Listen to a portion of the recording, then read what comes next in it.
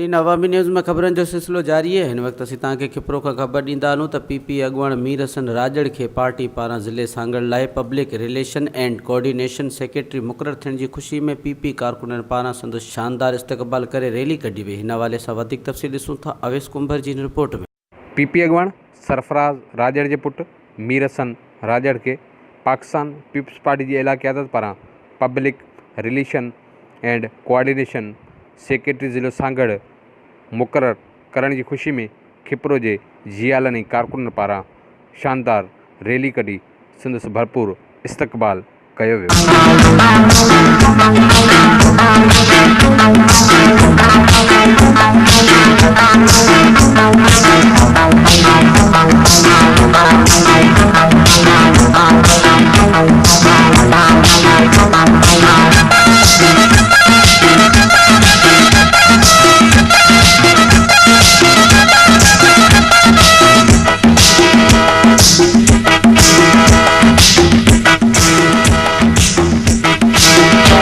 Party जा जेके भी आयल भाइर आहिनि दोस्त आहिनि जेके भी असांजा अज़ीज़ आहिनि अकारब आहिनि उन सभिनि जा वॾा वॾा थोरा जिए भुटो सदा जिए।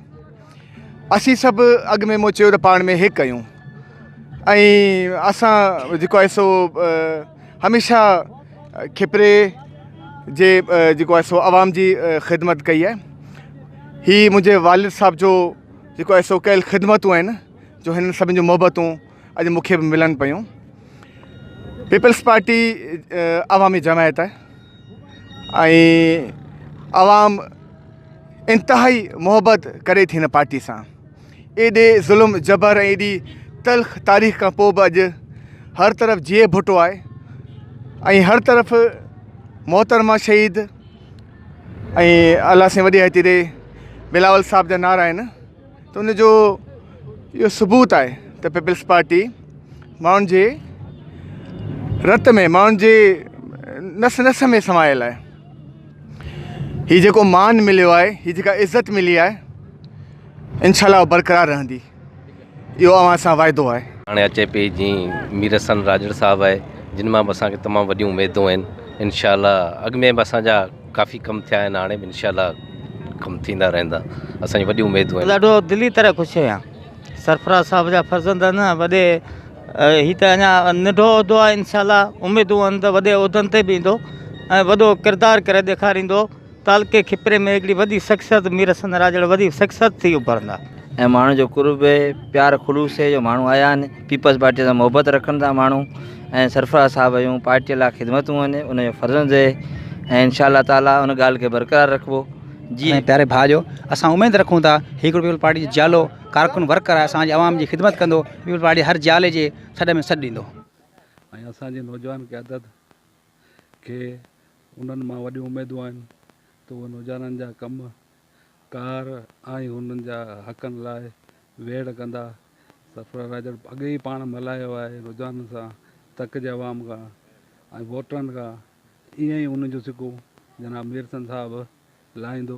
साईं मीर हसन साहब का जो उहिदो मिलियो आहे ऐं तहे दिलि सां शुक्रगुज़ार आहियां ऐं मिस्टर असद ज़दर ऐं मिस्टर बिलाल भुट्टो साहब जो ऐं मौजूद जेके बि आहिनि इन तरफ़ां तमामु भली करे चवां थो ऐं उनजी महिरबानी शुक्रिया अदा कयां थो। माना ख़ुशी थी आहे ऐं असांजे सांगड़ जे माना आवाम लाइ इहो नौजवान जे हिसाब सां वॾी ख़ुशी थी आहे। असांखे मिलियो आहे नौजवान बासलाहियत सांगड़ ज़िले जी अवाम में ख़ुशी जी लहर आहे।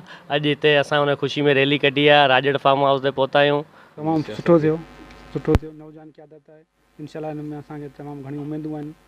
सरफराज़ साहब जो नौजवान छोकिरो आहे, सरफराज़ साहब काफ़ी कमु कराया आहिनि इलाइक़े में, तारो में, खिपरे में, पंहिंजे हल्के में। इंशाअल्लाह यूसी में सुठो कमु थियो आहे, सदाम साहब सुठो कमु कयो आहे। मीर हसन साहब मां इंशाअल्लाह उमेद आहे सुठो कमु थींदा। पहिरें त तालीम जी आहे, सिहत जी आहे, तंहिंखां पोइ क़यादत आहे, सुठियूं उमेदूं आहिनि इंशाअल्लाह ऐं अवाम बि चाहे थी, ग़रीब अवाम बि चाहे थी। रैली में शरीक जियालनि कारकुननि जे चवण त पार्टी में नौजवान क़यादत के मौक़ो मिलणु घुरिजे। ॿिए पासे मीर हसन राजड़ जो चवण त पार्टी पारां ॾिनल ज़िम्मेवारी हू भरपूर नमूने निभाइण जी कोशिश कंदो।